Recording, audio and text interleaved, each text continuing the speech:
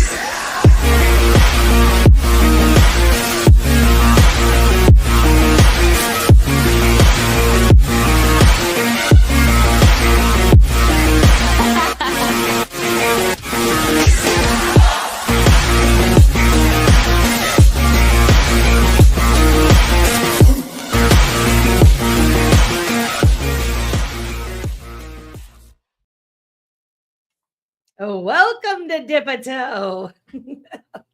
How you doing, Simon? Oh, I am doing Dipito fantastic. Literally, I'm ready to get my feet wet. It's a little hot and sticky in my hood, even though it's probably not that hot, but it is sticky. I can use some water. I'm ready to go in the pool, girlfriend. How you doing? I'm doing good. It's a little muggy here too. Is it muggy? You got the muggy? I got the muggy, yeah. The muggy. It's all those people that should have bought XRP at 22 cents. Yeah. Okay, I'm teasing. Come on, man. You can buy XRP today and it's still a deal. It is a good deal. I want to welcome Silver Days. XRP's in the house. Kristen Dax in the house. Kita's here tonight. Welcome, guys. We appreciate you coming. Please like, share, and subscribe to the Dipito Show. We are trying to grow our channel.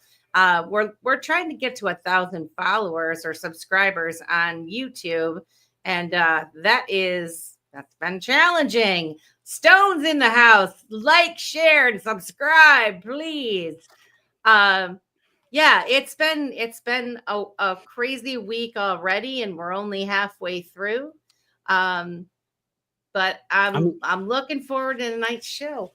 Dude, let's be honest here. Does the week ever stop in crypto? Like, we have to redefine week. In fact, you and I were just talking before we did the show. We were talking about how we both work 7 days a week. I mean, let's be real. If you're in the digital asset space at any level, if you're looking at your phone, you're on social media, you're watching a channel like this, Nes Force got the podcast. I mean, if you're even like giving a little bit of your time to that, pay attention, because one day you're going to wake up and you're going to be digital assets, real life, digital assets, real life, digital assets, real life, digital assets, real assets, and real life and digital crypto. Yeah, it's good things. Yeah, I'm hyped on tonight's show, and I do want to say this real quick before we get into Nes Force tonight. I tip my hat to you, lady. You are going round and round on a few different shows. I was able to catch the last night's show that you were on with X Tales, right? Yeah, that was Crypto that was good. Tales. The Crypto Tales, that's right. Fire was song so at the end of that too. That was pretty cool. I wasn't able to make the podcast, so I want you to share a little bit about your podcast experience before you bring Mr. Nes Force house, if that's cool.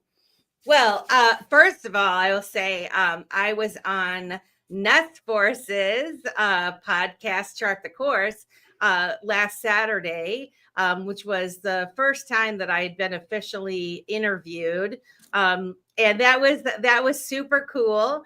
And it was, it's a different experience being on the other side of the interview. I'm usually the one asking the question. What do you mean? I don't know the answer. So that was a really fun experience, and I hope everybody gets to check that out. And then a couple of days later, I got a message from Crypto Tales, who I've been following for a while now. I love his music. If you guys aren't following Crypto Tales, you should follow him. If you like good music, he has a lot of different crypto songs out there, and it's very entertaining. Super, super nice guy too. And so I was on his show last night, and that was a really cool experience. That one was actually on video. The other was, on the Chart the Course, they have a podcast, and so there was no video, but it was great. It was a great conversation. They both got the secret out of me about what my first job was. Nes came out the gate with so I heard that you have a very interesting first job. And for those dip-a-toers that didn't catch the interview, my very first job when I was an infant, I was the baby in the snake cage at the carnival. And I sat in the middle of the cage, and people came and paid money to see the little redheaded baby sitting in the middle of the snake cage right next to the bearded lady. Dude, no wonder you do super research and you're super cautious. You're like, I mean, this makes so much sense. We're not going to get into that though, but this makes so much sense. This makes so much sense. Yeah. And look, I think bring Nes Force in. I got a question right out the bat first. All right. So tonight we have a very special guest, Nes Force. He is a co-host on the Chart the Course podcast. They have a variety of different topics that they cover, and getting, people's perspective, not only in the crypto space, but other topics as well. He's been around. You've probably seen him if you go to the 68J Crypto for Life shows.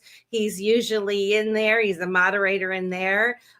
He's been interested in blockchain and learning about this crypto space, and he is someone that I thought would be a perfect person to have on the show to talk about a little bit of why is it important to realize that we need to be diversified in far as no one blockchain to rule them all. Why is that a good idea?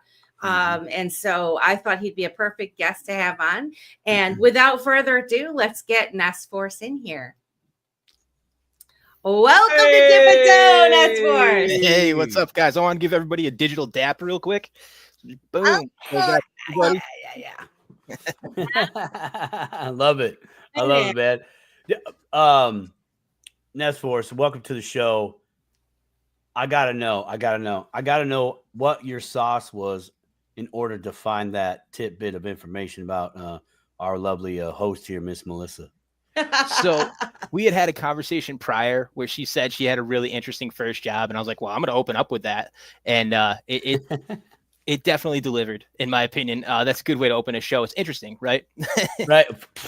Well, what he did, Simon, was he flipped the script on me because I was reaching out to him and said I wanted him to come on Dip-a-Toe, and then he invited me to his chart the course to have a conversation where we could just go in and talk. And I thought I was going in there to talk to him about being on Dip a Toe. And then he flipped the page and said, like, I want you to come on chart the course. Yep. And so, yeah, it was really, really cool. Dap right back. Yeah, what we like to do over there is we like to tell people stories. And after talking to you for a little bit, I was like, there's a story there. So yeah, I kind of tricked you into that a little bit at first, but it went really well. So we're glad to have you, and hopefully we can have you back in the future too. Oh, it was awesome. I really appreciate you asking me on. I like that, man. It's cool. Like when Melissa told me that, I know we're kind of going slightly off the rails here, and I'll try to keep it short, but I think that's really cool for any one of us that get to come on somebody else's show or channel, man. It really just it helps to elevate the other. I'm not going to call us content creators because we're not creating anything. We're sharing. We're sharing information. We're sharing our process and our journey. And so, I mean, I know Optimistic Prime, if she was in here, she'd say, "You're a truther." So I mean, we are in that aspect. I would agree. We're all sharing our truth, and so thank you for getting this awesome lady out there on another media, man. That's fire. So thank you for that, because she is absolutely fire, and I know everybody in this chat will wholeheartedly agree. I appreciate you. Thank you. I want to say hello to Awesome Amy's in the house, Mr. Sam. Florida Man Landscaping's here. Thank you guys for coming. We appreciate you so much for showing up. So Nes Force. Let's get down to business. Business. Let's get down to business. I'm curious, what was your entry into this whole blockchain? How long you been into crypto? What sparked your interest? Sort of thing. I'm going to set the stage first. And I don't want to bring down the vibe of the whole podcast, but it actually started in a really dark time.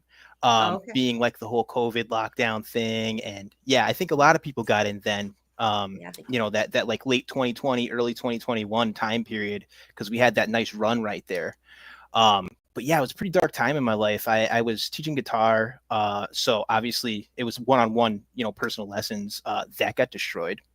Right. My girlfriend had passed away in a really bad car accident about a year before COVID happened. And that was tough. So as I was starting to finally feel normal again, then they locked us in our house. Right. Then I lost my business, and I was really behind on my rent, everything. There was that moratorium on rents and whatnot. So at least I was going to get kicked out. But the storm cloud was just growing and growing as time went on. I'm like, oh my God, how am I going to pay this? I'm approaching 5-figure debt just on my rent. Right. And then I heard about this amazing thing called crypto. And I saw people making ridiculous gains. I forget what channel it was, because this was a long time ago, and it wasn't somebody I'd necessarily recommend. I think they were kind of a clout chaser, but there was a channel where somebody started, okay, I'm going to turn my my investment $100 into $1,000, and then that happened in a couple of weeks, and they're like, oh, okay, now I'm going to go for 10K. And then that happened, and I'm like, what am I doing? I need to get into this. This is amazing. They're just printing money. And that was really my entry. Was just I needed to find a way with my last $800 to try to just pay all my bills and get my head above water.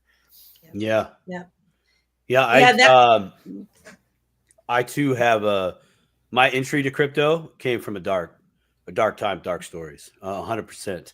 But my journey was similar to yours, at least in the early days. And crypto was my hedge against life. It was like hey, I could put my money over here. Oh my gosh, I'm up this much. Hey, life happened. Really? Fine. All right, go back to work. Do it again. I mean, it wasn't quite my last $800, but very relatable. So did you pay all your bills from crypto?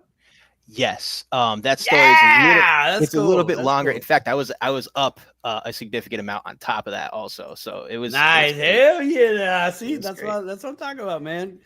I love it. And what's funny is the project that got me into it is totally dead now. There's a thing called Apollo FinTech, and they had this thing called GSX. It was called gold secured currency, and they were going to buy all this mining land. I remember that? Yeah, I heard about that. Yes, sir. Yeah, they were supposed to have the fastest blockchain, and then they were doing GSX, and I bought a bunch of GSX, and then they launched it on Bitmart.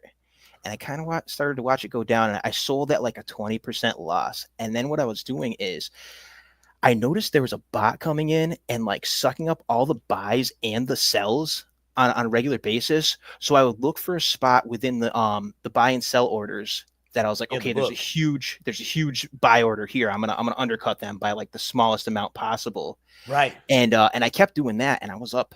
I mean, that paid my bills right there. I probably did that like 20 different times on Bitmart. I don't know what they were doing with that bot, but I totally scalped thousands of dollars from it. So nice. Well, yeah, what you did was you took some common sense and you had the time to sit there and watch it. And I kind of did the same thing with Divi, because when I first got into crypto, there was a project called the Divi Project, and they had the Mochi nodes, the cloud nodes, and real interesting project. And a lot of my friends were getting into it. And, you had to have so much to run a silver node or a copper node. And so I bought in, but as of course I was trying to get myself situated, because I was just learning, the price was going up and up and up and up, right? And so what was going to cost me, $2,000 for a node ended up costing $6,000 for a node. And I thought, oh no, I'm like, then the price started going back down. And so I thought, oh boy. So I just waited it out, figured out, had my friend Simon tell me you don't lose until you sell.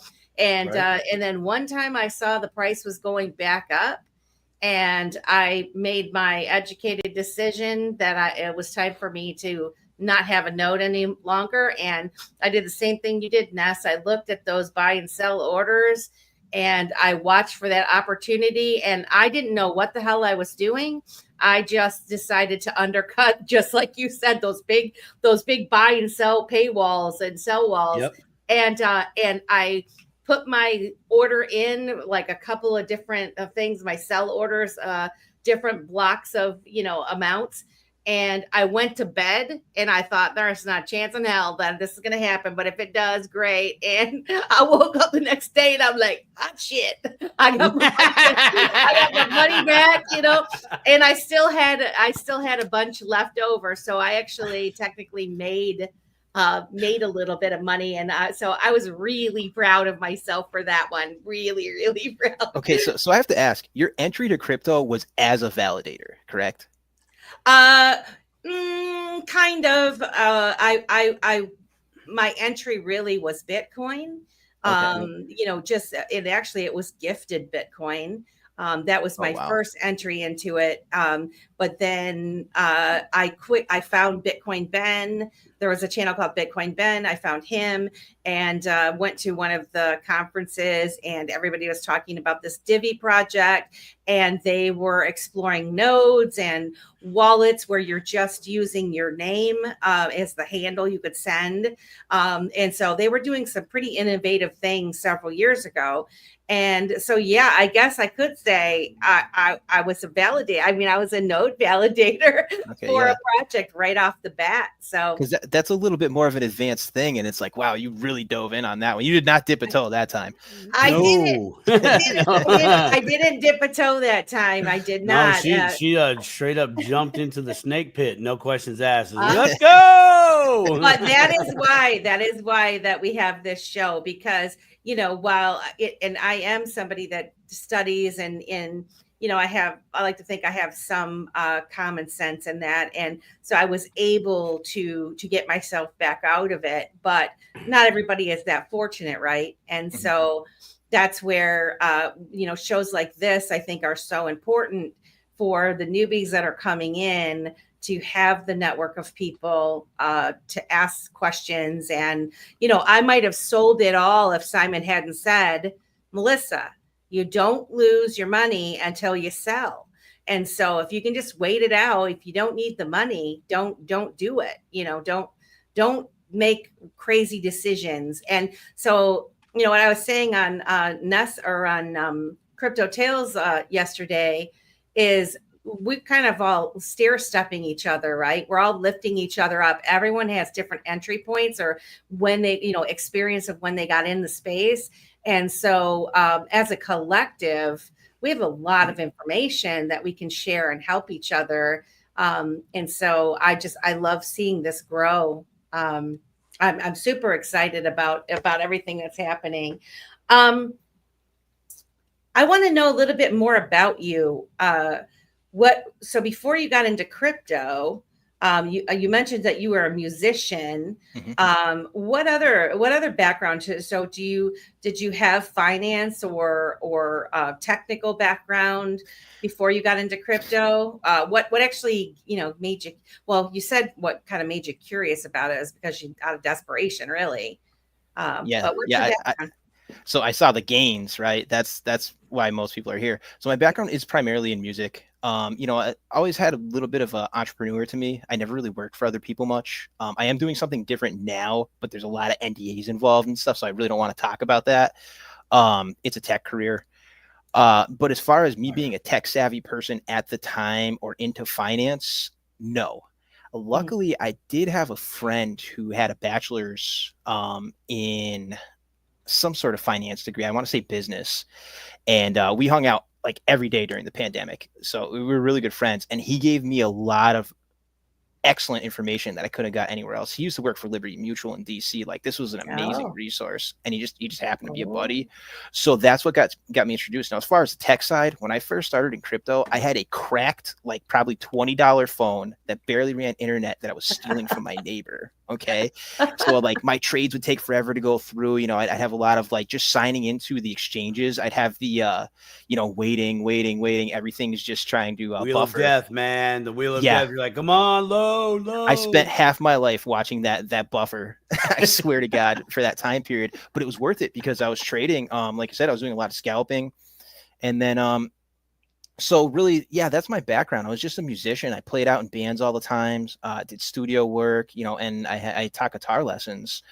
And like you said before, that was completely killed as soon as the whole lockdown thing happened. They're like, you're gonna kill everyone if you teach them guitar. So I was like, all right, I'll stop, guys.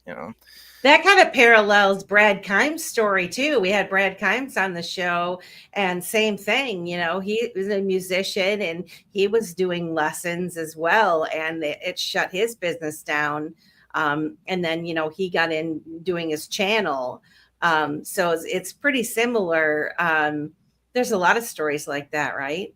And then of course you have time on your hands to start looking into things that you might not have dipped your toe into before, right? Exactly. Yeah, I spent a lot of time gardening during that time period too, but that's something I always did. That was always one of my favorite hobbies. Like that was something I did with my mom when I probably just barely walk. You know what I mean? So that's always been a part of my life too. Very cool. How'd you come across the Chart the Course podcast and becoming co-host for that show? Okay, so that's another crazy story, right? So I'm going to take a step back from that a little bit just to kind of set the stage to how that happened. So like I was saying, I wasn't really a tech savvy person. And then I did really well actually during the Luna crash. Do you guys remember that? Yep. Oh yeah. Yeah. That so I was one of the track. I was one of the few people that did really well coming out of that. What happened was I was on my cracked phone, right? And I was just learning how to like move my crypto from exchange to exchange. I was more of a centralized exchange trader. I hadn't gotten to the decentralized exchanges or having my own wallet or anything. And I knew what Luna was. I had done a little scalping with it when it was up at like $100. And then I saw this crash and I was like, oh my God, it's at fractions of a penny. Like I always wanted to own 1 million Luna. Right now I can do it for dirt cheap. And so I just watched and it got so low. It had like 6 zeros or something. It was ridiculous how low it went. 99.99999% loss or whatever. And it was only trading on KuCoin and Binance. All the other exchanges had stopped trading because it had gotten so out of control. And I'm like, this is my in. It's probably only going to be trading on these exchanges for one night. So I took $98 off of Bitmart. I signed up on KuCoin, moved it over to KuCoin. It was actually $100, but after fees, $98 landed in KuCoin. And I got really close to 100 million Luna for that $98. Nice. I woke up the next morning and it was 15 grand. Wow. Good job, buddy.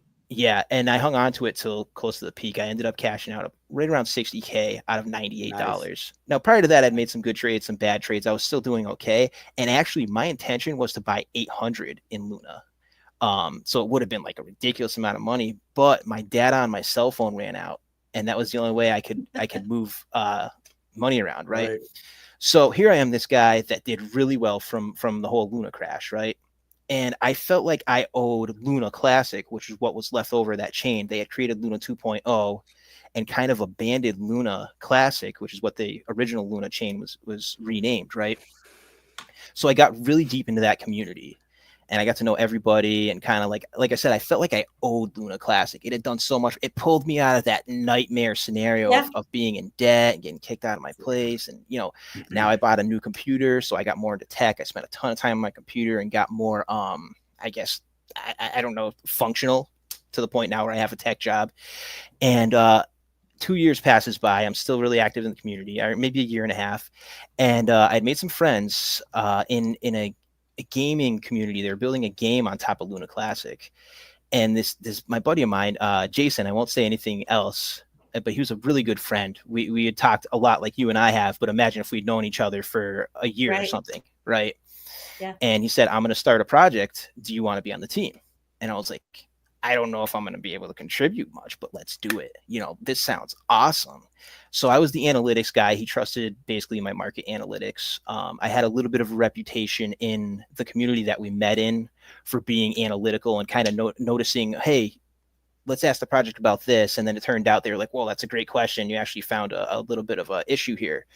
So we had our project, found a developer, great guy.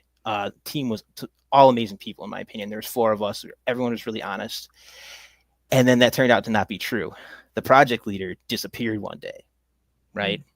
So I owned a ton of shares being a founder, did not sell a single one. I'll be glad to share my wallet with people and show them every single token is still in there. The way it worked is it was a token built on a token bonding curve, and he had a validator in Luna Classic. And the way it worked is you stored the Luna, the LUNC in his validator. And as time went on, the token was worth more and more based on how much it was stored. So that's a simple version of what a token bonding curve is. Like right? Locked up value, right? Yeah, essentially, yeah. And there was a 21-day lock period, and then you could take it out. And depending on how many people had invested, you might make more because of where you're pulling out on the bonding curve compared to where you bought in, right? Well, the guy who controlled the validator disappeared. So we couldn't take anything out, even with as good of a dev as we had. It just destroyed the project. So that leads to, sorry, this is a really long explanation, how I met Chart the Course. Well, they had set up a meeting with our project leader about a week before he disappeared. And the project leader was really insistent on, hey, I want to have some of my other team members in the meeting before we do a podcast with you guys. Yeah. So myself and the developer are the ones that showed up. The project leader never showed up. And that was right around the time we're like, okay, this guy just disappeared. It's not like he was telling us he was leaving, right? And so I actually ended up going on Chart the Course to explain what happened with the project instead of what they intended to do. And at the time it was called Uninterrupted Podcast. But what they intended to do was interview our project leader because it was actually doing really well until he disappeared. So it didn't make any sense that he disappeared like that. I don't know what happened with him. I could only guess. And so we had our interview, and I guess they saw something in me, and they're like, hey, do you want to join the team when we did our podcast with Chart the Course? And I was like, sure. And here I am about a year and a half later. Wow. Awesome. Well, congratulations. I always say whenever bad things happen, you always got to look at the light at the end of the tunnel. There's always something, some good that can come out of it. Hey, Thunderbird World Media. Thank you for coming to Dip a Toe. We have 73 people watching. You guys, thank you so much for coming to Dip a Toe. If you're not subscribed to our channel, please do so. We're at Dip a Toe on YouTube and at Dip a Toe Show on X. And we would really appreciate it if you would help us get up to 1,000 subscribers on YouTube. 10,000. 10,000. Yes. We need 10, go 10, high. yeah. Go high. Yeah, we need 10,000. Yeah, 10, exactly. Let's get us there. 10,000 people with love, man. That's it. Yeah. Just a click and then scroll past us. We're fine. So Nes, you haven't heard from this gentleman since. So I don't even want to call him a gentleman. You haven't heard from the guy since. He's just gone now, he right? Sounds like you guys got Dick and Janed. Yeah, that's the one sentence version. Yeah. Yeah. Melissa, have you seen Dick and Jane? I have not, but I think it's kind of funny what you just said. All right, I'm so gonna add it to the list. Matter. You got a It long doesn't movie even list, matter sister. if it We're adding it to the list. I got the list right here. Well, and so I mean that again, that it happens when you have a new environment like we have, right? People are building things. There are going to be scammers out there, or you see some people do things and they a lot of other people get caught up in the aftermath of it, and it sounds like that you did, and that's why it's really important again of why we have shows like Dip a Toe out there, and Coffee and Crypto with Stone in the morning. There are a lot of people that are building projects, say like on the XRP ledger, for example, teaching about liquidity and AMM pools and how to have a successful project so that you don't leave people holding the bag and trap them in and that sort of thing. And can I make one comment on that before sure, absolutely, before you go past it? So yeah. One thing I would highly suggest to anybody, if you're working with a team, you're building a project, have a multi-sig wallet. Okay. So that way funds can't be moved by one single person. Now that was something with our project we 100% planned on, but the multi-sigs were essentially broken on Luna Classic. We could not figure it out. And we had an amazing developer. I mean, guy's a genius, and he could not figure out how to do multi-sig transactions. And it's something that just kind of got swept under the rug. And again, if anyone's building a project with multiple people, learn about multi-sigs, make sure you can use them, and that will be a huge safety net. But anyways, I didn't mean to interrupt. I just wanted to get that in there because I will give that piece of advice. Multi-sigs are a big deal with projects. Yeah. Well, everyone has, seemingly good intentions in that, but you still have to do your own research and have a good understanding of what's happening when you're going to participate in something like that. And, that was one of the things early on with liquidity pools, because, back in the day, and I'm dipping my toe and I'm running a node and all this kind of stuff. And there were a lot of talks about those types of liquidity pools and that. And I just would always say, like, where is my guarantee that my money is just not lost? Like, I didn't understand enough about those types of things to where I usually don't participate in things that I don't understand.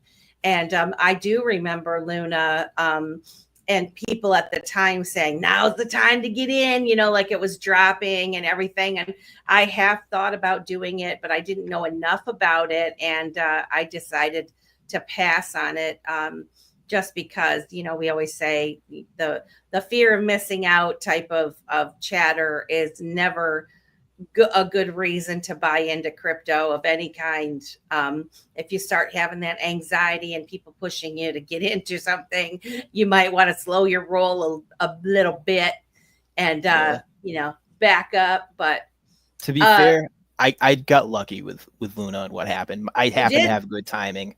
It's not like there was some method to it. I was just like, it's down to 2 exchanges. I'm either going to buy it or it's going to get locked up everywhere. I got extremely lucky. I expected to lose the money, but I was just like, I want to take this risk. Hey, so listen, I got lucky on Divi. Because I got my initial investment back and I was able to buy my XRP. So, and that is something that I'm always thankful that I had the foresight to do that, because now that project is, it's way lower. And if I would have just kept holding on to it, I would have lost a lot of my money. Right. And so, it's those things that you do need to pay attention to. One of the reasons I wanted to have you on the show is you're someone that is familiar with XPR and Metallicus, and you've dipped your toe into other blockchains, like you said, the Luna, and you seem to be someone that recognizes the reason that we should have blockchain interoperability, or just even looking at different blockchains in general. What would you say as far as focusing on a single blockchain if you're a newbie? How do you think that you should focus on one, or do you think it is a good idea to kind of open up your eyes a little bit and see what's out there? So I'm not going to tell anybody what to think or how to feel about it. They should always do their own research, right? Now, I'll tell you my opinion. Multi-chain makes more sense in the idea of like, I'll give an example. I know a lot about the Atom Cosmos ecosystem. I've been lucky enough through the podcast to talk to project leaders and developers. And one example I'd give is there's this new chain on there called Dungeon Chain, Crypto Dungeon, and it's built specifically for gaming. And they built their validator set in a specific way. I think they're all in North America, and they limited the number. And so they built everything with gaming in mind, right? So it has that individual purpose. Now, there's plenty of other projects that are built on top of Cosmos, which is also a layer 0, similar to Metal, right? And then XPR being a layer 1 on top of that. Dungeon Chain, in this case, is a layer 1. Now, a different layer 1, another example would be like Jackal.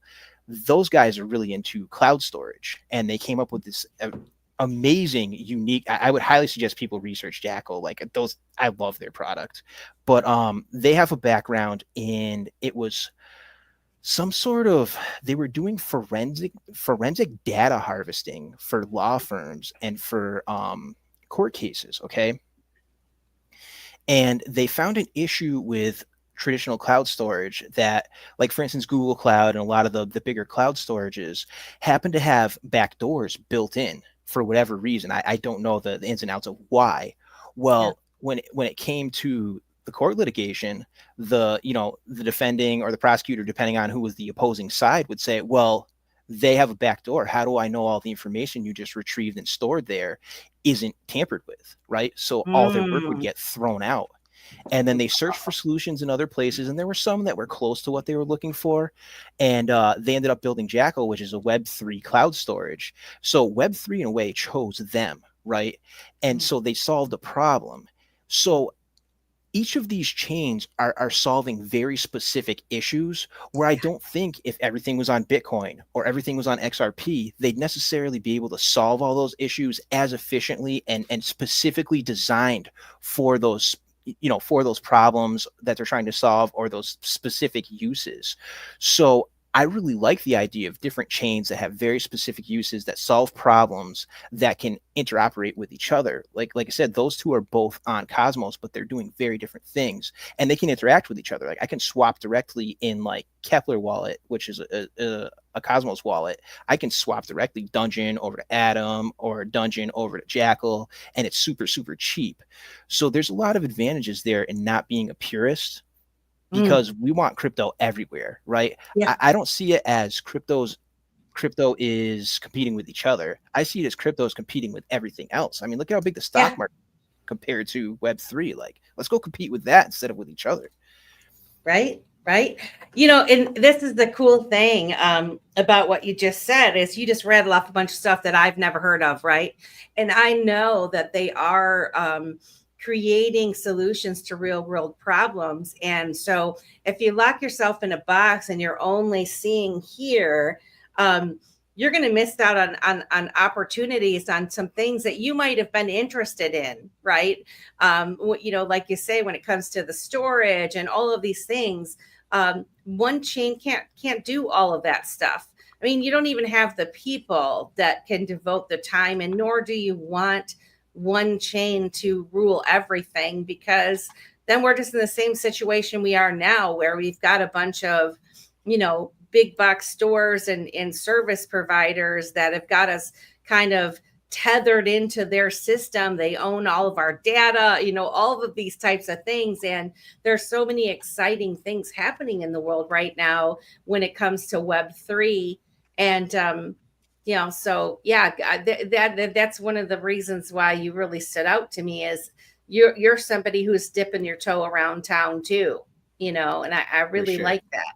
I really like that. What would you, how do you describe interoperability? Like in simple terms, in your mind, what does that even mean when we're talking to the dip-a-toers here? What does that mean for blockchains to interoperate with each other? That would be a better question for a developer. I'm learning how to code, but I am like such a noob that I would not be able to answer that from a technical standpoint. I mean, the one sentence version is different blockchains can talk to each other. Yeah. Right. And the fact of them not, like practically, they need to kind of be able to talk with each other if we're going to be able to put all these different things on the blockchain and tokenize these things in order to be able to it's kind of like, if I think back with long distance in that, or cell phones when they first came out, and you could only talk to the person that had the same kind of cell phone as you did, right? Or it cost you an arm and a leg to talk to somebody else. And then they started saying, well, if you are a partner with this, your service provider is a partner with us, then we'll include your minutes in this, until eventually it just became, hey, we're all talking to each other and it doesn't cost us. Everybody's got unlimited minutes and all this kind of stuff, and I kind of see blockchain being the same thing. Is if they silo off and they're not able to interact with one another, that's not a good system.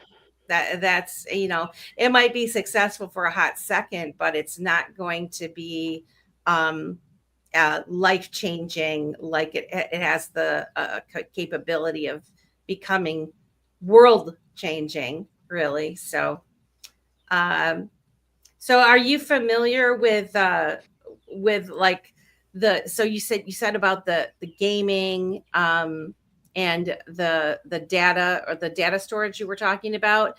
Yep. Have you looked into any other types of chains that do special things, like maybe, I don't know, what about supply chain? So VeChain comes to mind with that, right? When you're talking supply chains. And again, I don't have as much intimate experience with like VeChain. The podcast put me in a position where for the most part, we focus on interchain. I have an interview coming up with one of the ambassadors for Caspa this Saturday, I believe, at 3 p.m. Fire. Yeah. That's fire. Wow. And so like their community is really focused on real world use case. Yes. And the way they're built, they're a proof of work chain similar to Bitcoin, where it can be mined, but I guess we call it a halving schedule, but in their case, it's not a halving schedule. The mining reduction is like once a month. And I think it's technically yearly. It's about 4 times as fast as Bitcoin. So it would be a halving every year, but it would be 1/12 of a halving every month. Right. I guess you'd call it. Yeah. And what I've noticed with them is they're searching for real world use case. So there's another guy we had on called Wolf from Wolfie's Bar in London, and he was allowing people to pay at his bar. It's a really fancy restaurant. Yep. They specify in South African food in London. Ooh. And they were allowing people to pay with Bitcoin, and he has his own token and NFT project. It was originally built on Sol, but then he moved over to Caspa, and they actually found him because they're like, this guy's awesome. He's allowing people to use crypto.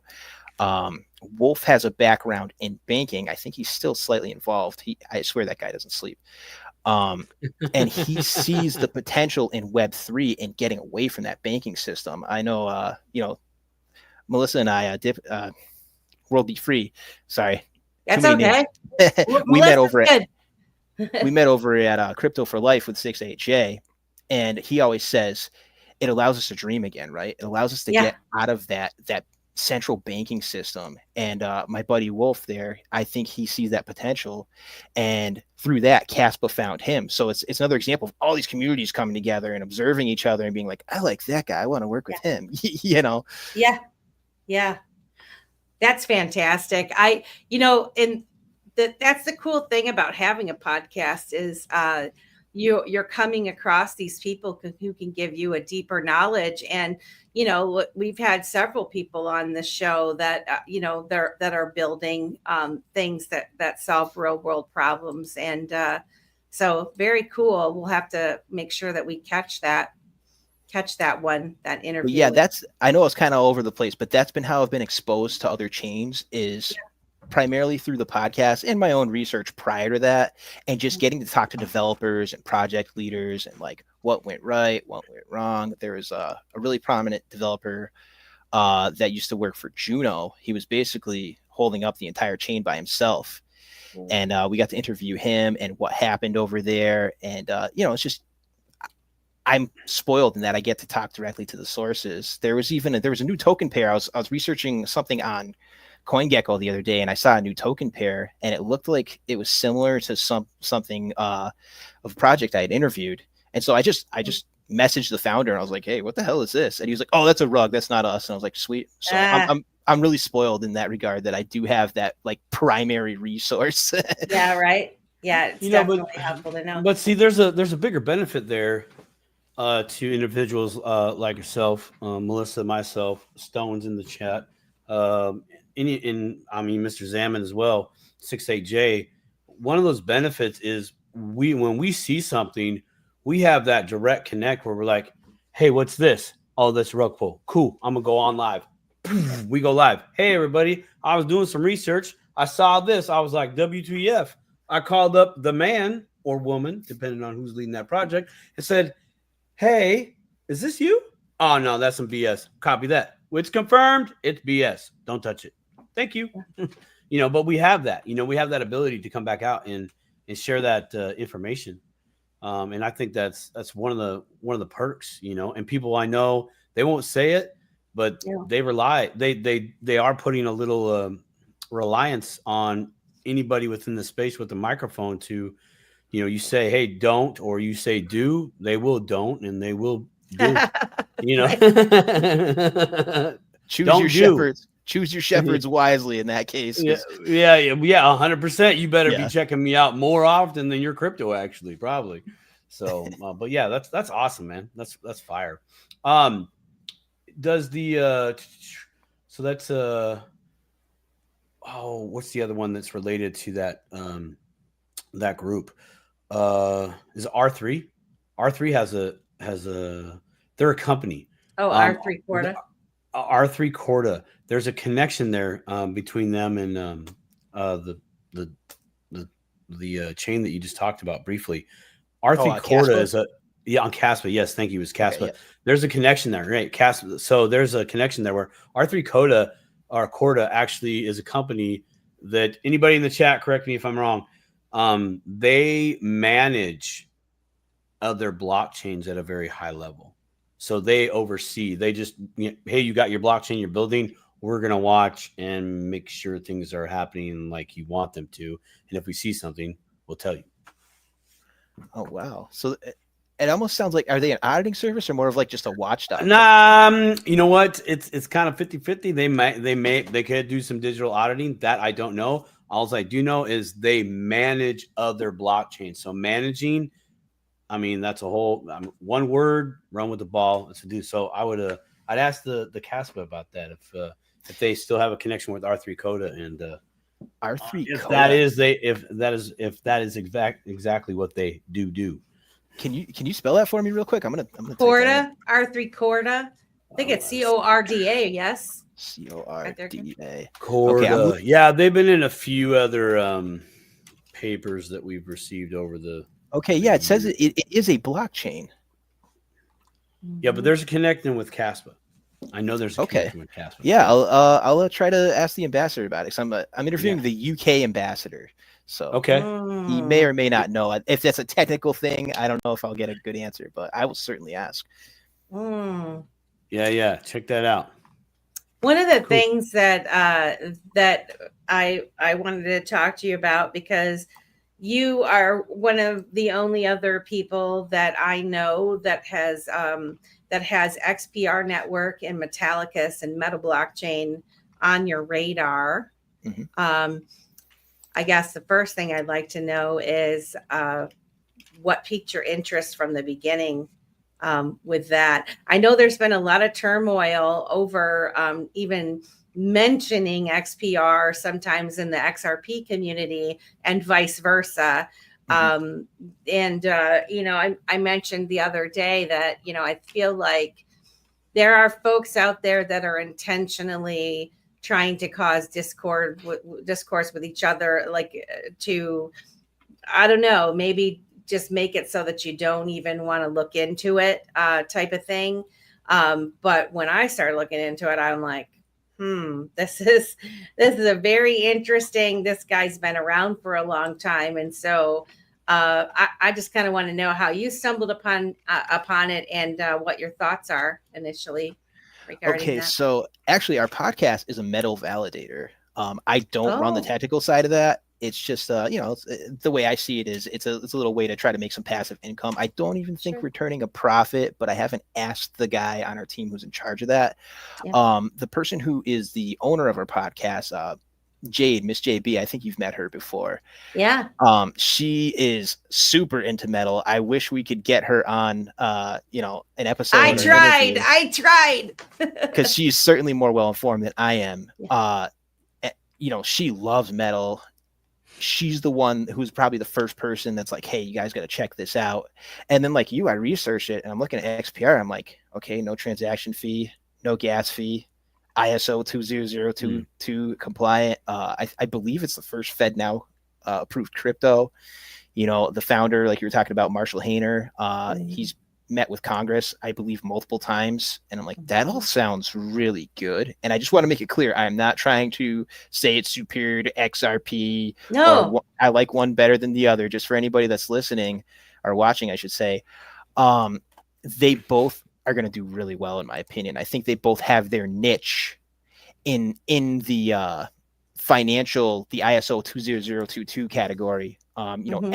XRP being like the huge institutions, and XPR probably being more like credit unions and peer-to-peer, like the smaller banking stuff. But those are both. Well, you know what? Why that is exactly what piqued my interest, because when you get into crypto, you don't just look into crypto itself. You learn about money. You start listening to the hearings because they're talking about revamping the rules and regulations, and you start looking into all that stuff. Well, for a couple of years now, I've been hearing them talk, and they've been very focused in those hearings regarding community banks and small banks.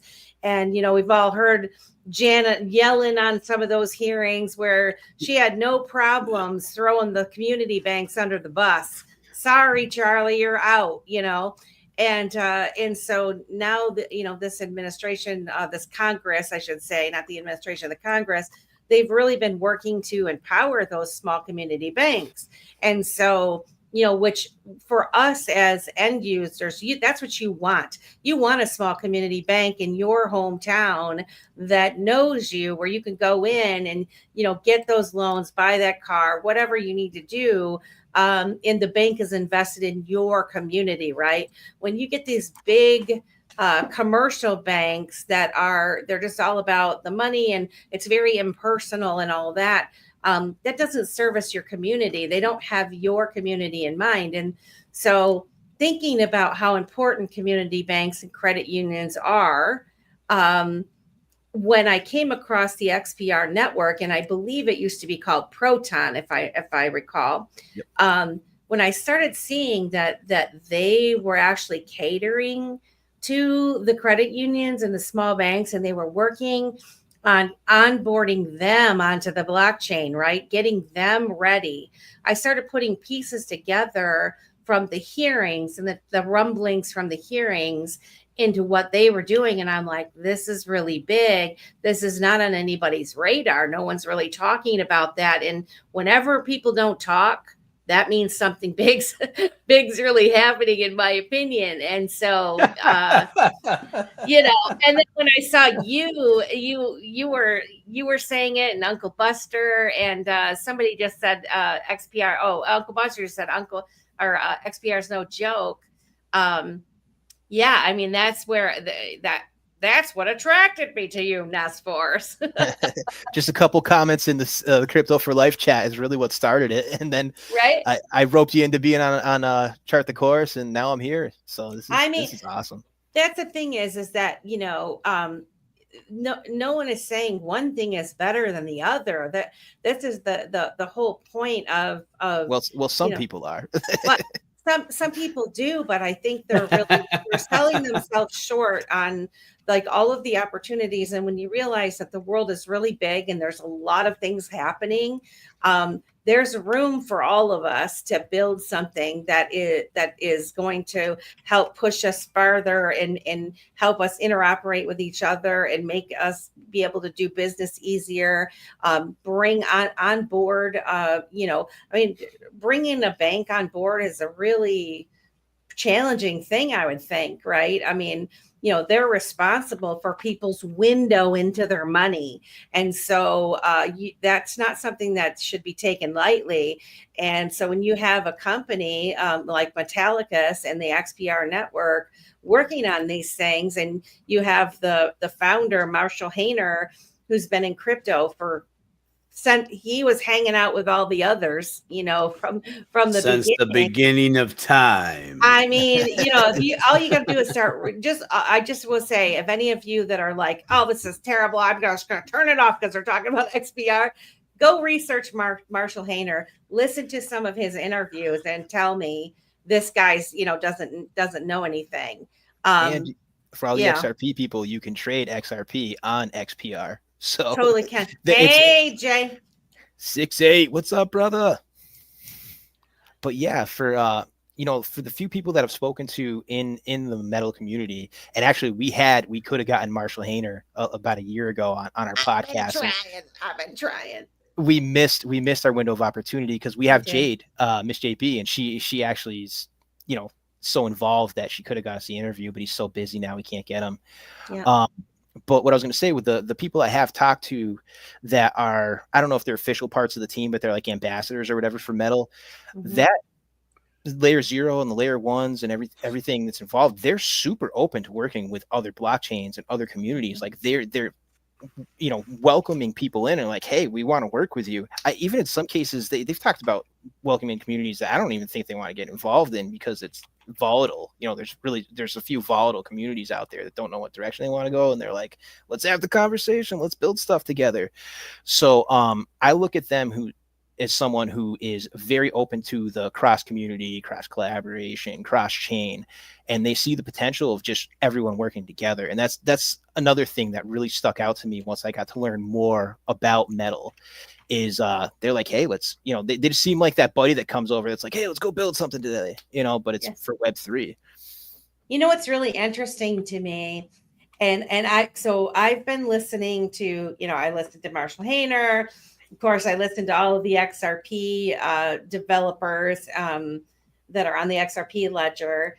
I've been listening to Charles Hoskins with Cardano. And, I listened to these different interviews that these guys have done, past and present interviews. And they do talk about interoperating with one another. But one thing that I find very interesting is they never mention XRP. They'll mention Ethereum. They'll mention Bitcoin. They'll mention Solana. But they never say XRP. But yet, if you look, like you say, you're on the Metal wallet, you can buy XRP on the Metal wallet. And so they're already working and, they're already offering that in there, but yet they don't mention them. And I just find that so interesting because clearly, it's in the top 4. When you look at all of the different offerings that are available, but yet they just don't talk about it. And I mean, likewise, like they might not mention XPR, or Stellar, same thing. It's so curious. And I almost feel like it's more like there's more to that story, with folks working together. And so less is more type of mentality, perhaps. I don't know. What do you think? Oh, I thought Simon was going to say something. I really was. I was waiting to see who you were saying that to. There, Melissa. Anybody, tell me what you think. Honestly, on that, like the, one project talking about another project, how many actual shows do we talk about on this show? I mean, we mention shows.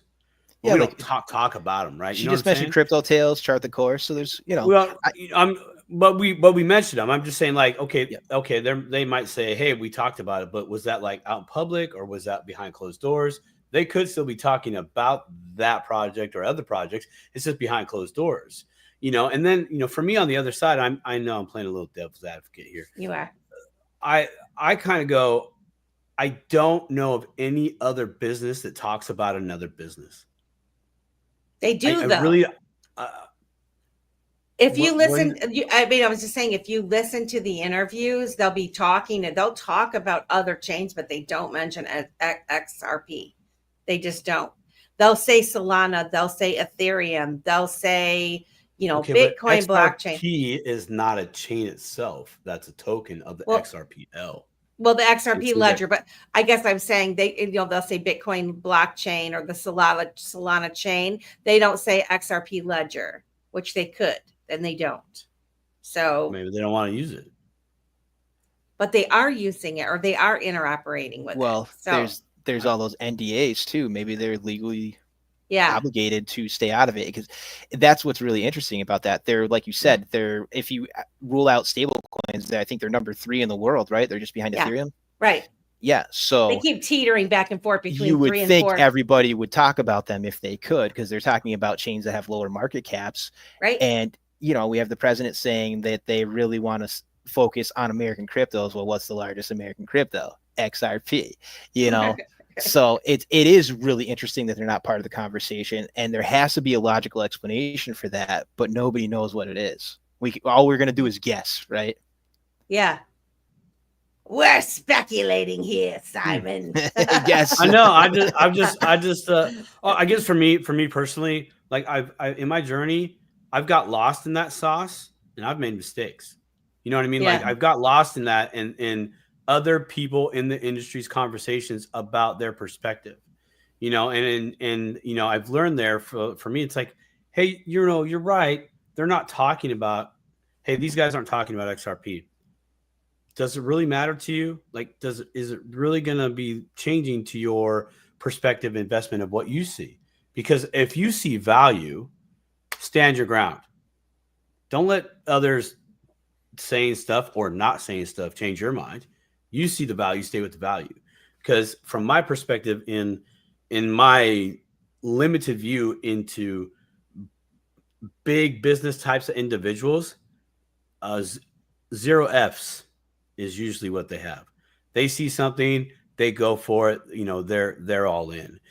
So I try not to get myself involved in the, they talk about this change, but they're not talking about this. And I like that. Hey, why isn't anybody talking about that? Well, maybe nobody ever talks about the top dog, NDAs, etc. But I kind of just find myself where, Nes, you were talking about earlier about, there's really, each coin has their niche, right?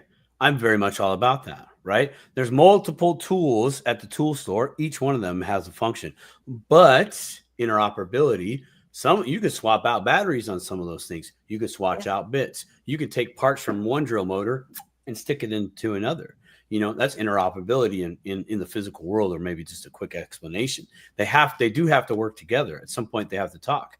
No different than my Verizon phone and your AT&T or etc. That's a network. They have their own network, but they have to talk somewhere in there. And I get back to why aren't these maybe some projects or other things talking about XRP? So what? It's XRP. Well, I mean, Uncle Buster says, I think they're told to leave that line out. No billionaire will say XRP either. They'll talk about Bitcoin, ETH, or Solana. And I guess that's really the point. She say the fact that Elon knows Jed and Peter and has never talked about XRP is sus too. That's the point. So here's the whole point when it comes to talking about good point, Kristen. This is what I'm saying, Simon, is that XRP is in the top 4 and has been for a while, clearly in the top 10 for a long while. They've never left out of that. That they don't talk about it. They're free to talk about Ethereum. You mean they're in the top? What do you mean they're in the top 10? What are they in the top 10 for? When you look at market cap, when you just look at coins, so just trading, listen.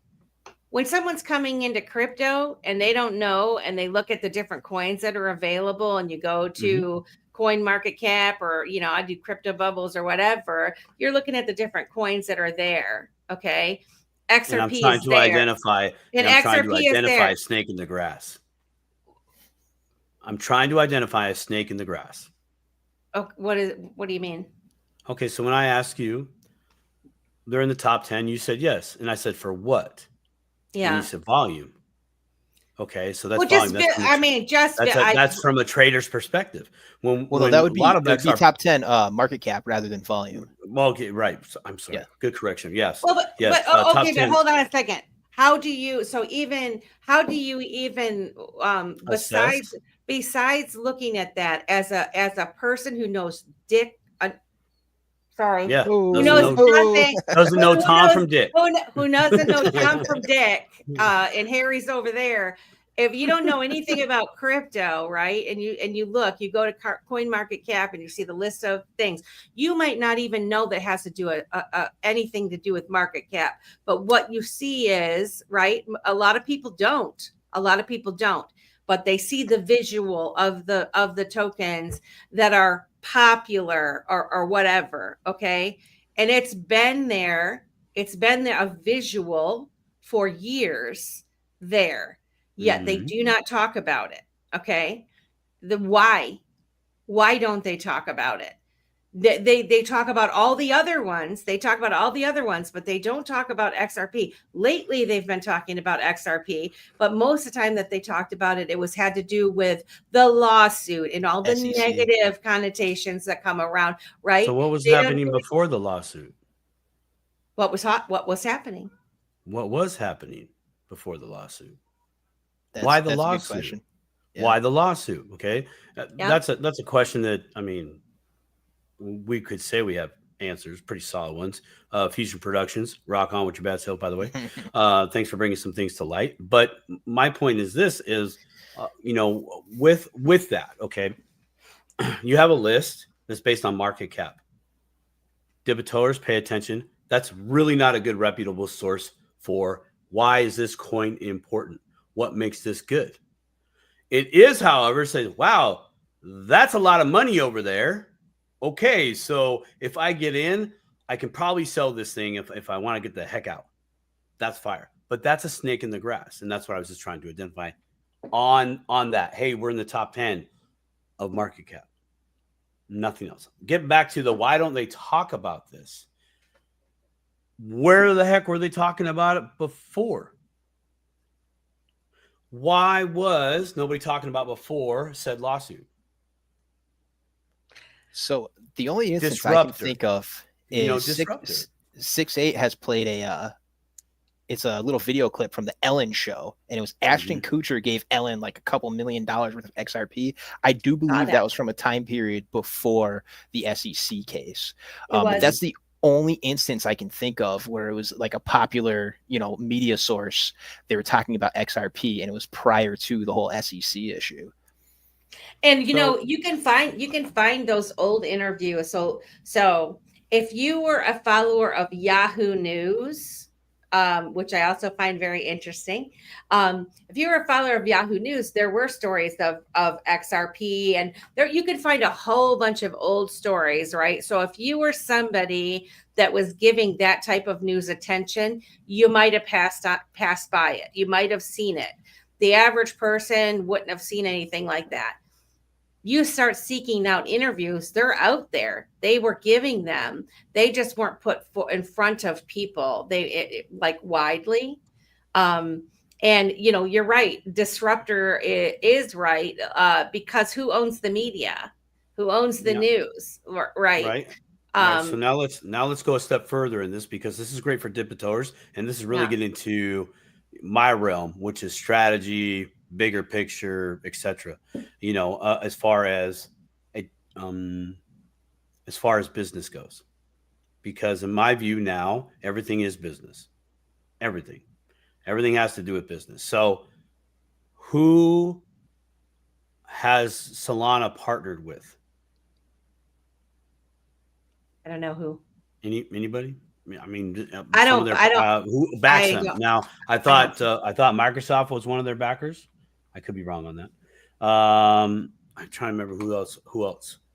I swear Microsoft. We're just going to type it in real quick. And the reason why I'm bringing this up is because we're going back to why does nobody talk about? So let's assume that Ashton Kutcher did in fact give Helen DeGenerate $2 million XRP or $2 million worth of XRP. By the way, if that was $2 million of XRP, that was a deal in front of God and everybody, and we should question that. But let's just say, he gave her some. Okay, so that is a classic. Hey, here this is, wink, wink, but we're not going to talk about it. Okay, so you have the low level elitists, right? Your well-to-dos, your multimillionaires, your millionaires that have got the good word to go get this thing. But somebody got too drunk at a bar and spilled the beans to the plebes, and we paid attention real quick, and we caught on, and we did our research, and now here we are. So if we started catching on and going this route, it had steam, and we weren't really supposed to have that. By the way, that is one of the working theories out there. That we weren't supposed to know. And this is not working in our favor, and you had competition of business, disruptor. If that's a disruptor, who was it disrupting? Their 10-year plan. Business is 10, 20, 30, 40 years in the making. Like they look out that far. All of a sudden you have new kids on the block, per se, coming in and doing something totally different. And they are the brand new rookie on the baseball team that's just hitting home run after home run after home run after home run. Well, these other chains or partnerships are like, dude, we got to catch up. If we don't, we'll be left behind because we're not friends with them. In fact, I'm pretty sure I fired that guy and that guy when they came into my, when they came into my business, wanted a coding job in their 20s or something. Now, Dippertors, full transparency, my hypothetical is just speculation, but that's what I look at is why was nobody talking about this before? Because certain individuals had the good word. The good word got out. Some of us pre-lawsuit very much got in. There was others that saw and read the XRP white paper and looked into XRP. DAI, Brad Kimes. I mean, the list goes on. There's a whole slew of XRP OGs out there, right? That really looked into it and made sense. That project made sense as well as other projects, but this one really just vibed with them, right? And that was pre-lawsuit. So now you have blue collar, everyday Jane and Joe's talking about XRP. People like us. People like us. You got to put the kibosh on it. Okay, well, cool. Who do we got in a position of power to put a kibosh on something? Now, again, guys, I'm speculating. I'm only trying to paint a picture of why nobody was talking about it then versus the reason why maybe they're not talking about it now or it's just coming out. Imagine if that really lawsuit just never happened. And yes, there was a disruptor, but all the parties gone on board. What we're getting right now in this time, in my humble opinion, of massive speculation, that's what we're experiencing today. Definitely would have happened back then. And let's just go, a little further. We had some of the same leadership that we have now back then in, and then there was a change of the guard. I'm just saying. That was big mom and dad plays at a very high level. Getting back to us Dippertors, when you see something like CoinMarketCap, hey, that's great. That market cap, man, that tells you got a good chance of buying the thing. And if you want to get out, you're more than likely going to be able to sell it somewhere. That's like really, really, really good. Your first question investing, how do I get out? Yeah. Right. How do I get out? Or how? It's all numbers on a page, right. Unless you can sell it, unless you can. Right. Get exactly. Out of it, right? Exactly. How do I get out? And then from that should start your research. Why is XRP a great token? What makes XRPL a bad motherfucker? What makes Casper a bad motherfucker? By the way, I need to correct something. R3 Corda and Casper, there actually is no direct connection, so I apologize. I might hear on the BoobTube YouTube TV. So my bad, 100% my bad. I went and checked myself. before I wrecked myself. Actually, I wrecked myself and then I checked myself and now I'm in it to you. But I know that's a long-winded thing, but that's the snake in the grass is CoinMarketCap. Let's be real. Why is XRP in the top 10? Market cap. What makes XRP community fire and strong? You got to talk to the XRP community. If you want to learn about the XRPL, listen to shows that bring that type of discussion. You have Nes Force that has a beautiful podcast that brings on multiple projects. You have another individual that I know he's in the chat and his wonderful honey doo Stone, Coffee and Crypto in the Morning, 68J. Listen to these individuals and the individual they have on the show. They're coming from a place of honesty. But the only way you're going to find that out, give them your time, like Melissa says, do some research. It's there. You got to do your research. And with that, I yield.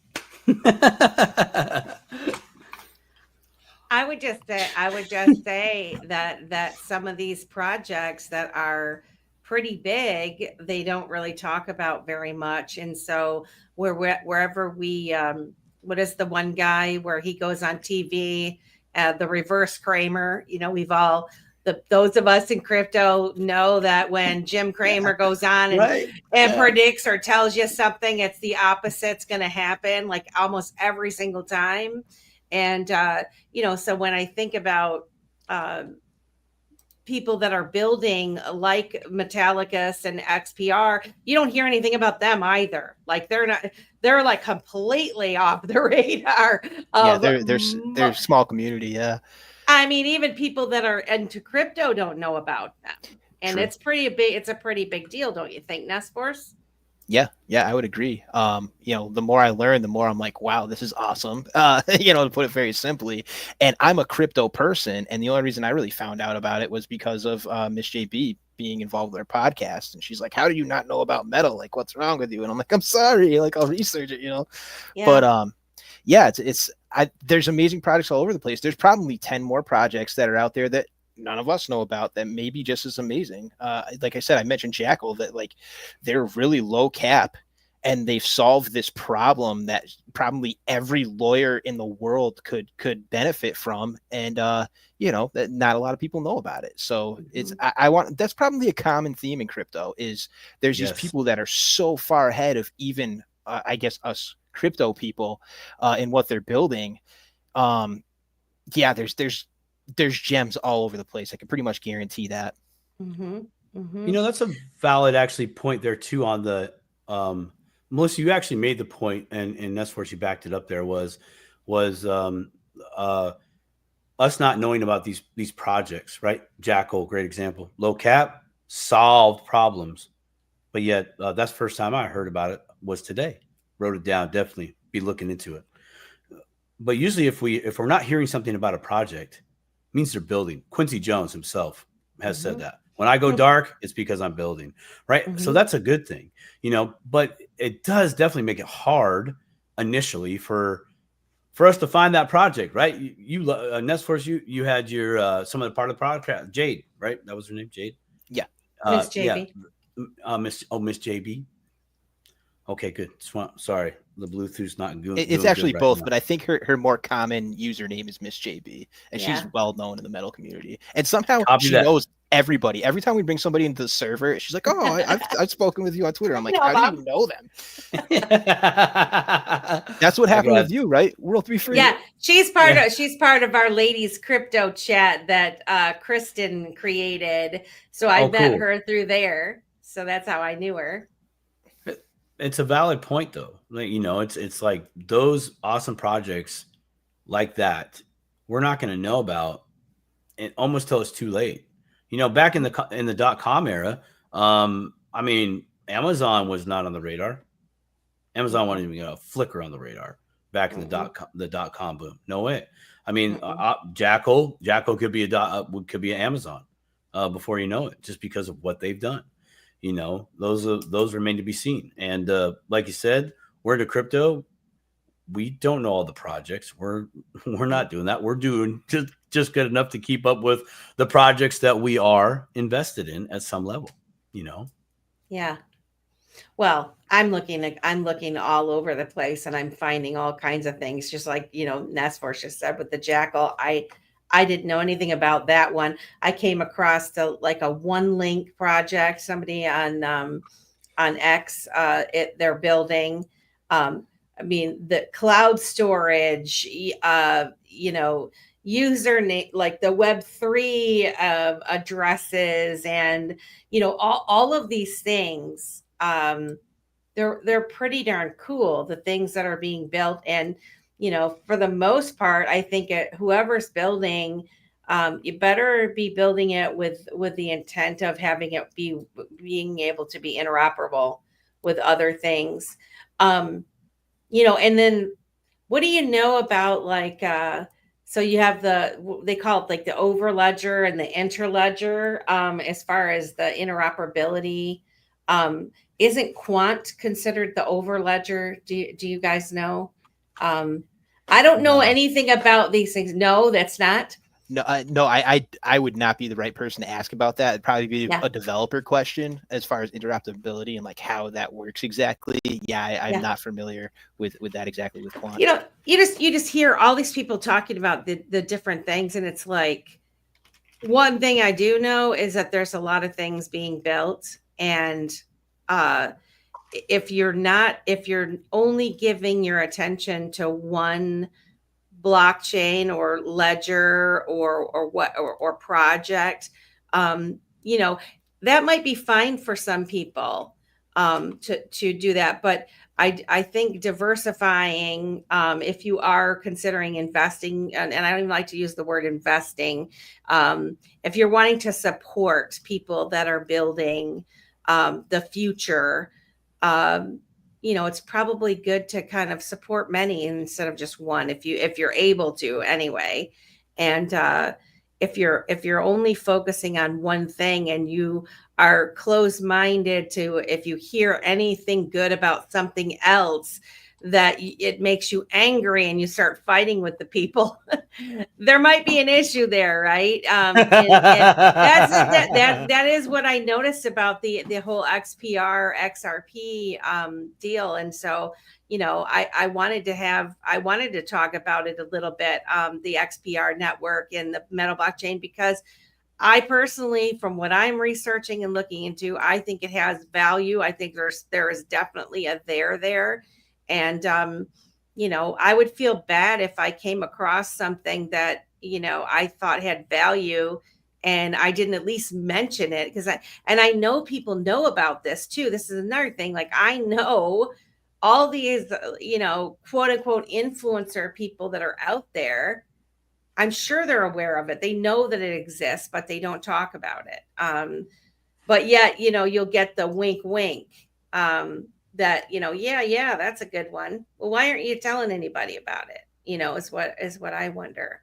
So that's why I wanted to have I see that I've narrowed it down to two reasons why people don't mention certain projects, or they throw out hate. One, their bags are filled with something else, or number two, they're trying to fill their bags with that thing, and they're trying to keep the price down, right? If you're talking about a big influencer, or maybe even that's what we're seeing with XRP. Is nobody wants to talk about it so they can fill their bags. Now, again, speculation, but that would explain a lot. Speaking of XRP, I ran across a little video in it. Now, again, I don't know about all this kind of stuff, but there's Optimistic Prime. What's his name? Jack. I know she's a beautiful person. That's like one of the best handles of all time. Huh? She is a well thought out person, I will tell you. Very, very intentional with her choices, with her words and her everything she builds, and she's well thought out when it comes to that. I came across Jay Claver, little clip. That he was talking about the over-the-counter impact of people, the impact of it right now. It's kind of holds the price back. Like, it's kind of a secret. You don't really know that there's big buys being happening in the background as it's depleting supply because it's happening in the background over the counter. We're not seeing it affect our price that are like on the exchanges that we see, right? And he mentioned that, and he said, that only holds for so long before it no longer holds, and then whoops, the cat's out of the bag. And that's where he said that could significantly impact the price of something. And so now while he was talking about XRP in general, how many of these other projects is that being done? Like on the small scale, the Divi, for example, Simon, there were folks that had large bags of Divi, and I remember them saying, if you want to buy some Divi, you can buy it from me. You can come buy it from me. It's easier. I'll sell it to you directly. And at the time, I didn't really understand what this all meant, because I was still pretty new, and going to an exchange to buy something that was a more difficult token to get and all of that. And so basically they were treating it like their own over the counter, right? If they're selling, they have a big bag and it's like, hey, I'll sell it to you directly type of thing. Truducal, what's up? Couldn't see the chat on X. Oh, that's too bad. So yeah. Stop by after the show. We'll fix it. Yeah, Truducal, we're gonna do the after space at 10 p.m. on Spaces. It's gonna be pretty spicy. It got spicy last week. It got a little cray last week. But so Nes can only stay until 9:45. So we have about 15 more minutes with him.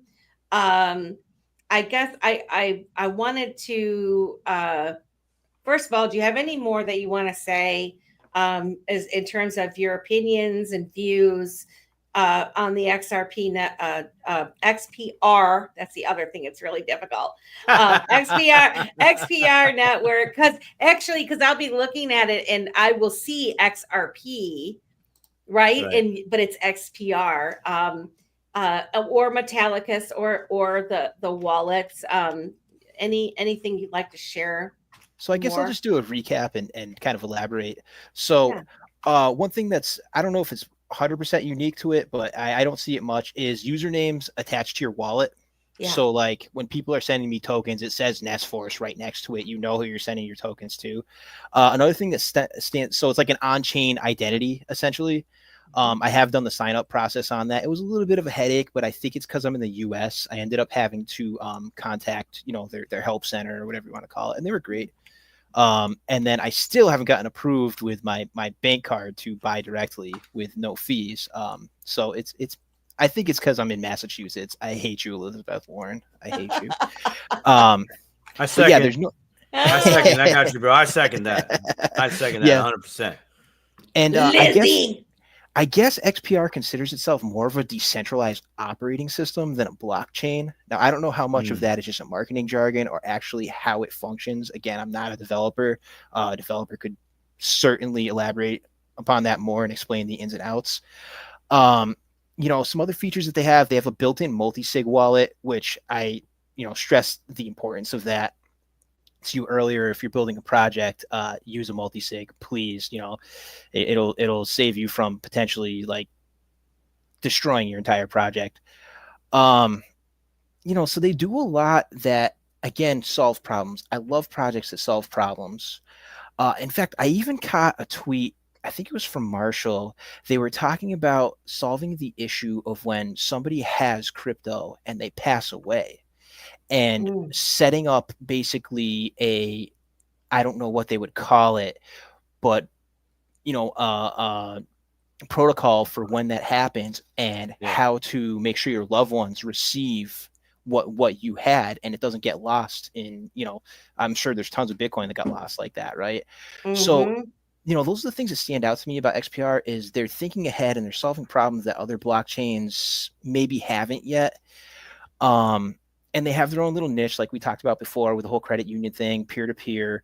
So I don't see them as an enemy of XRP. I think they're both just going to do really well and kind of flourish together.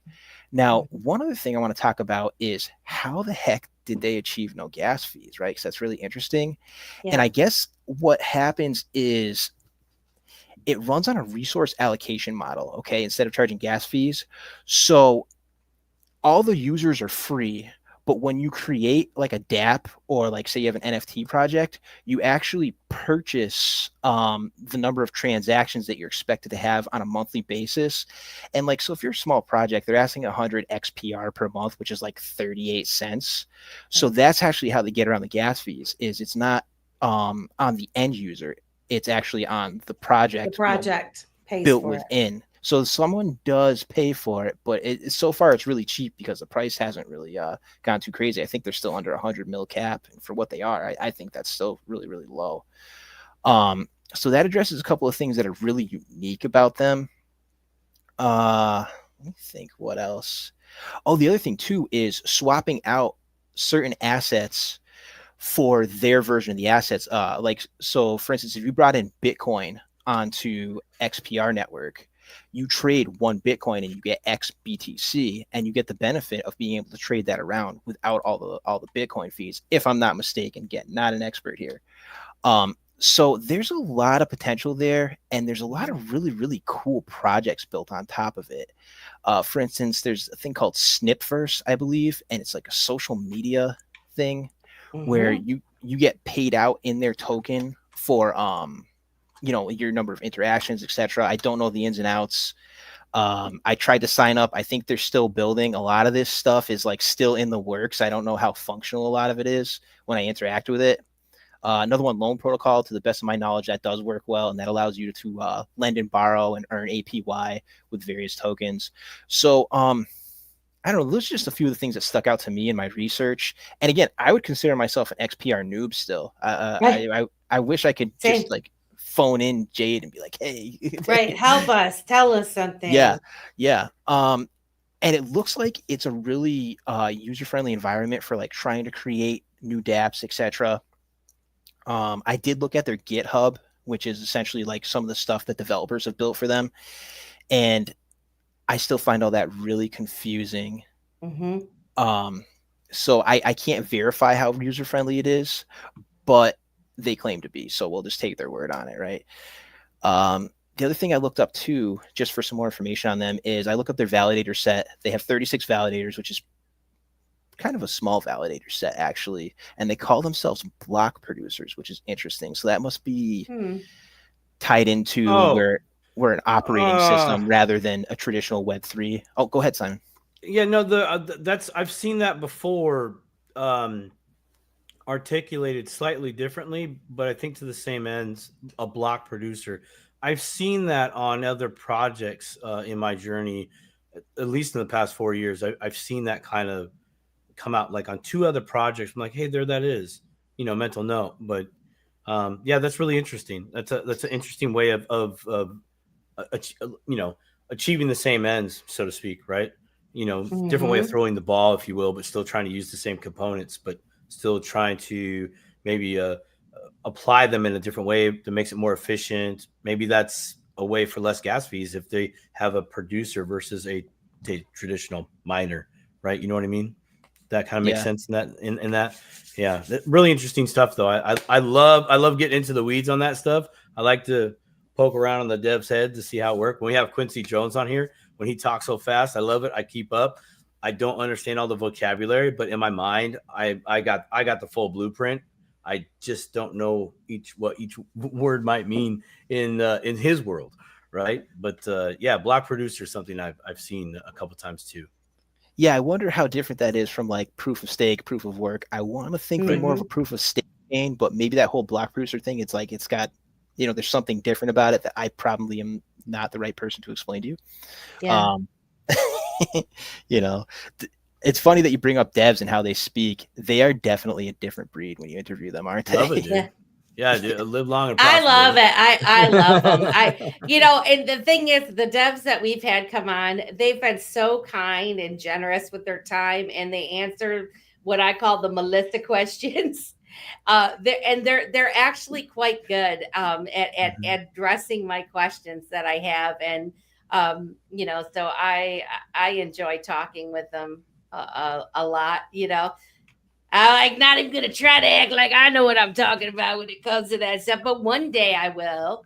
one thing I noticed, Nes, too, was and I had sent it to you, Simon. Now, of course, I can't find it because we're in middle the at the end of the show. You sent it to me. What I sent to you was as far as what they built for people to be able to create their own projects, and something that was different about them was certain things were already built in and made it real easy and real inexpensive for you to create your own token.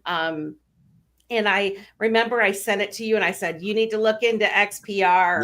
Yes. Network. And I had the web page. That was actually a text.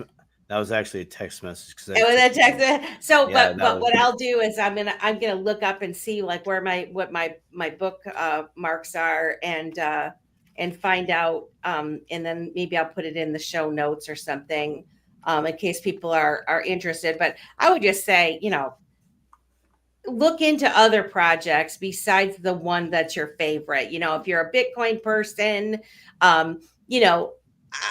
I looked outside of Bitcoin pretty early on, and some people I know are just still only Bitcoin, and I respect that. I mean, that you do you, but I just say realize that there's so many things out there for us to get involved in, and its potential for success is great.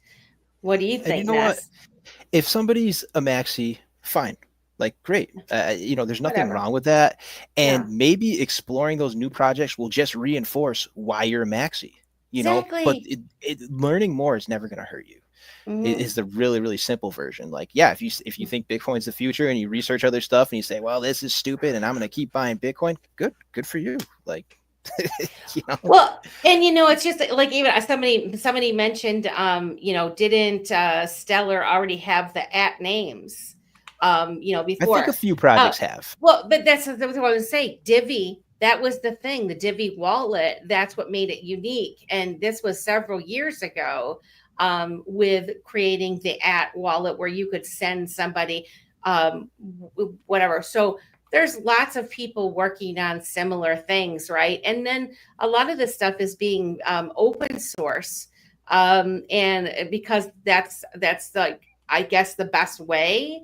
And then people take with what they need and then they run with it, right? And so I was listening to these blockchain. I tried to listen to something about the importance of interoperability and blockchains and I came across I don't even know what the hell I was listening to, but they were a bunch of people that didn't sound like they knew what they were talking about as far as how far along we really are. Because this one gentleman, you could tell he was somebody who did not want stuff to change at all. He is insistent that this stuff can never work. There always needs to be a ringmaster and, that sort of thing. And then you had this kid that was like talking about all this stuff at a high level. And he was just like, nope, that's not going to work, type thing. Like, it's just depending on where you're dipping your toe, you're going to find different perspectives and vibes. And so I just encourage everybody to kind of swim around the ocean a little bit, see what's out there. Yeah. And you'll find your communities too. Like, I've had some communities that I'm like, I'm out of here, and then you have communities you stick around with, like with 6HA and Crypto for Life. Like every time I watch one of his streams, I'm like, I leave there and I'm like, I feel great right now. Like, right. Exactly. Yeah. Yeah. That is my end of the workday show. I listen to it almost every single day. And I get in there and he talks about the news. He has the good feeling sentences. He tries to sing, which he can't sing for crap, but he does it anyway. And he plays Crypto Tales' music, and it's just a good vibe, right? It's a happy-go-lucky type of show. Now, is it just me, or is Crypto Tales from the future? I swear he predicted everything in his songs. It's like creepy, dude. How are you that accurate? He's so good. If you guys aren't following Crypto Tales and you haven't heard his music, I mean, and I'll be honest, I'm not one that listens to a lot of like rap type music. Oh, he's my favorite hip hop artist in the whole world. I can understand what he's saying. You know, it's so smooth and the lyrics just flow and you can understand it. Like, it's really good. And he doesn't use a bunch of cuss words and stuff. And, you know, I really like him a lot. And so I was tickled to be on his show. I loved it. Tails is the blockchain Pac. I don't know what that means. That's got to be a Tupac reference. Yeah. The blockchain Pac, the Tupac. See, yeah. I'm like, he's the Tupac of the blockchain. See, I always say he's the crypto prophet because he predicted the future. Yeah, and he's such a nice guy. He's such a nice guy too. Yeah, very soft spoken. He was very soft spoken. Yeah, totally soft spoken, man. Mr. Zam, you're gonna have to teach me some stuff because I don't know anything about that kind of stuff. You need to get with Mr. Zam and Rob Nichols, and they'll school you. I know them two boys right there will give you some hip hop education. You have not heard Rob Nichols. I have to send you something. I have heard Rob Nichols. Well, thank you but you haven't heard his song. His song is Protector Song, and he put Dip a Toe in there. He put Optimistic Prime Dip. It is awesome. Ain't no party like a it's so good. Yeah. There it is right there. Mr. Zan says in Vegas, we're going to get it. There it is right there. Melissa, you're going to be busy. You're going to be in hip hop methodology and applications 101. And then you'll be rhyme and reason for the season. Also 101 level. Nes, do you have any final words? I know you got to go. Yeah, I got about 5 minutes here. I want to mention one more thing about Metal with their the XMD, I believe it's called. Mm-hmm. Yeah, their stable coin is a little unique. It's got a diversified reserve. I guess it's made up of USDC, PYUSD, and PAX. So the idea behind that is it's a little bit safer. I'm not saying that I necessarily believe that, but having diversified basket of tokens to back it up is one thing that I don't know how unique that is, but that's one of their selling points to their stable coin is that if something crashes, at least it'll only crash so much because we have the other stable coins to kind of pull from to keep our value at some sort of floor. As far as some final words on, I guess I'll talk about the podcast. Yeah. We really like to focus on people's stories over at Chart the Course podcast. That's why we had WorldBeFree over and had her tell her story all the way from infancy up until now, essentially. And we really focus on cross-chain, cross-collaboration, cross-community. So we love meeting new people, working with new people. Hopefully we can have you back on. Maybe we'll have Simon on, hear Simon, your story. I'm going to plant the seed a little bit on that one. But that's what we're all about is getting people to get to know each other and then build stuff together. We have a lot of different developers and project leaders on, and we're like, hey, you guys are doing this and you guys are doing this. Like, how about you talk to each other and build this, it makes it really fun. And I just wanted to let everybody know, like, what our mission statement is. I know that's probably not the perfect version. My producer is going to be like, you should have said this, but, yeah, that's our primary focus: cross community, cross collaboration, and that's really about it. I had a lot of fun, and I hope we can cross collab some more. Oh, absolutely! We loved having you on. Yeah, we kind of went off the rails a little bit, but it was a great conversation. Huh? Well, yeah, you watched it, but it's usually my fault, man. Huh? It's usually my fault. Like 98%, we go off the rails because I'm like, whoa, let's back up. What about this over here? And there we go. Yeah, I prefer an organic conversation. I think we had our topics that we were trying to stick to, and it's more fun if we just have an organic conversation and go all over the place. It's nobody wants a scripted conversation, and this was not scripted. For any of the listeners, so it's just more bullet points to go. Oh, that's right. We were gonna say that. Yeah, that's important. Go back. Yeah, let's just say that's for work. Well, where's the podcast at? We're on X. It's okay. Cool. Yeah, it's Chart the Course podcast. I believe it's at Chart the Course, and then there's an underscore. Okay. Yep. I think perfect. right. At Charts Course _ I'll drop the link X. for that in there so that people can find it, and we'll put it. And is it up so people can see it. every day, all day, once a day, twice a week? We usually do it on Saturdays. We don't have a fixed schedule. We aim for one a week, but sometimes we do 2 a week. Sometimes we skip a week. We do a weekly crypto events update. So we go through. It's actually my little segment. I do the voiceover on it. But it's a team effort because I certainly could not edit the video. We have an amazing video editor, but we choose the significant crypto events for the upcoming week, and then try to put it out on that Friday. So the event's starting on the following Monday to give everybody a heads up. Hey, there's this event coming up, say with, XRP or XPR.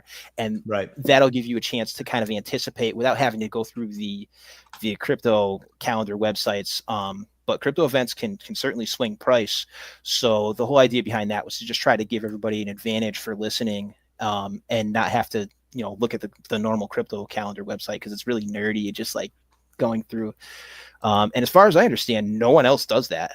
That's why I wanted to start doing that segment. I could not find anybody doing a crypto events calendar in a video or audio format.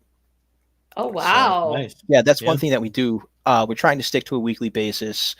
It's been weekly so far. So that's our rough schedule. We try to stick to podcasts on Saturday and Sundays, but we're not strict about it. And we always have the events calendar every week. But again, if we miss a week, don't quote us on it, because I don't want to. I don't want to box us into anything. You know what I mean? Or some weeks we're committed, but we don't like commitments. We're committed, but we don't like commitments. Yeah, we're certainly committed. Well, you know what it is? I don't want to overpromise and underdeliver. I'd rather underpromise, overdeliver. Is really that what makes sense. That. Yeah. That's where the real value is. 100%. And you guys can find Nes Force on X at Nes Force 1. Be sure you guys go over there and follow him on X, and follow that Chart the Course at Chart the Course _. You guys, that's really the one to follow. There's some awesome information there. Yeah. Cool. Well, we thank you so much for coming on Dip a Toe. And yes, it was great. Have a good rest of your day, Nes. All right, maybe we'll revisit it sometime. All right, have a good rest of the night. All right, take care, guys. Bye. Well, that was fantastic, huh? It was. Huh? He's got the radio voice. He does have the radio voice. He does, man. He does. But see, look at that. Look at that change, that pivot that life pretty much gave him. He didn't have a choice, but he made a move. Went to instructing, musician instructor, guitars. Which, man, I was going to say, if you ever ask him if he's ever made his own guitar, because I know somebody that does that, teaches that out there in Cali. And just now, where is he at right now? He's still doing a version of production. He's in the crypto space. Again, cross collab. When he said that, I was like, oh, let Chris Cross want to make you jump. The inner ledger make you jump. The over ledger make you jump. Yeah. Anyways, but then go ahead. Oh, I didn't know what Wolf Crypto XRP tomorrow, 3 p.m. Eastern. I'm not sure what that is. And then I'm sorry, what else you say? And Casino Coin Poker Night tomorrow at 8 p.m. Eastern. If you guys aren't familiar with that, you need to be following Lady K over on X so that you can keep up with all of that stuff. I'm sorry, Simon, I cut you off. No, it's all good. That. No, it's all good. No, I'm going to. I saw that too. I just saw that. I'm going to pull up her thing so that they can. I think Chris is trying to get more people with money to the poker table because she's trying to take the money. Huh? She wants to take that money. I saw her in Mr. Man's town hall, but I had to dip. I couldn't stay for the after party over there at Mr. Man's town hall. So, oh man, there's so many great people in this space. You guys, you got to follow these people because it's a web of connections. Really, 100. Like they're just so helpful, and whether it's Stone in the Morning or you follow Optimistic Prime around, it was she'll get you going. She'll get you connected with somebody. That's right. Okay. So Amanda saying RSVP the Sigma party Saturday. No, is it Saturday or Friday? Friday is the Sigma party. So, I don't know what Which that one is. is that? Is that 6AJ's party? No. Okay. So okay. We got a couple minutes because let's talk about it before we first of all, there's 224 people listening right now. Please like and subscribe to our @Dipito channel on YouTube. If you're listening right now on X, would you please go over to our channel and subscribe and help us grow? It would be so awesome. Tap the bell. Tap the bell. Tap the bell @Dipito on YouTube. It would be so awesome if you would do that. So if people that are going to Vegas, Thursday night, Alan Staple and Dave and Judy of Digital Outlook, Alan Staple of the Staple Crew, they are hosting a pre-party along with Dipito. We're kind of the party planners, the grunt work people of the party, and T.O. Trini, a friend of ours, collaborating to throw a pre-party. And so if you're going to be in Vegas, we'd love to see you come out there. Heck yeah. You got to RSVP though to @xrpcommunitysocial@gmail.com because there's only room for 125 people. And so once we know, and we make custom badges, super sweet badges. We got badges. Do I have mine? And then on Friday, so Friday night is the Sigma party. And so you have to go to eventbrite.com/XRP Vegas after party tickets. It is a free event. There's a lot of sponsors, fun sponsors, a lot of fun things planned for that party. Oh, you're going to show the badge I made? I'm going to show the badge. Oh. It's a bad mother. I use this all the time. This is my backpack. I'm like, yeah, that's me. Yeah. Yeah. And then Saturday is 68J and CKJ's party. Oh, there you go. Yeah, see, I made it so you could scan the code. So if you're out talking to people, they can just scan your badge and then they can follow you right then. You don't have to be searching around on your phone. But anyway, the Saturday party for 68J and CKJ is sold out. So now the pre-sale is out. At the door is 50. He's got a couple tickets held for people to just show up, but that's going to be a kind of a crapshoot. But I think people come and go to parties. So I would still say this: if you didn't get to register for a pre-party at for the $40 ticket, you can still show up for the $50 and just wait for somebody to leave, and then you're in. You know what I mean? Because people aren't going to stay the whole time. That was my plan. I was like, I'm a baller, bro. I'm gonna give you the extra 10. Yeah. Yeah, I'll give you the extra 10. Actually, I'm gonna give you the extra 20 because I'm bringing my lovely lady. So we're gonna show up there. Optimistic said she's so excited about her badge. Well, listen, for those of you that are coming to that Thursday night party, y'all need to email that. Tell me what you want on your badge and what logo you want on your badge, and I will make it. I am gonna put like a hard stop like the week before because last year I was up until like the night. I should not laugh. I should not be laughing at you, but I remember being on the phone with you for like 2 hours. You were already delirious. You had to get on the plane the next day because you and I left the same day. Like we showed up the same day, right? It was cray. I'm tired. And I said, I am not having it this year. I am not. If you don't get your stuff in, you don't tell me, you are going to write your name on that badge. I will not make you a custom badge.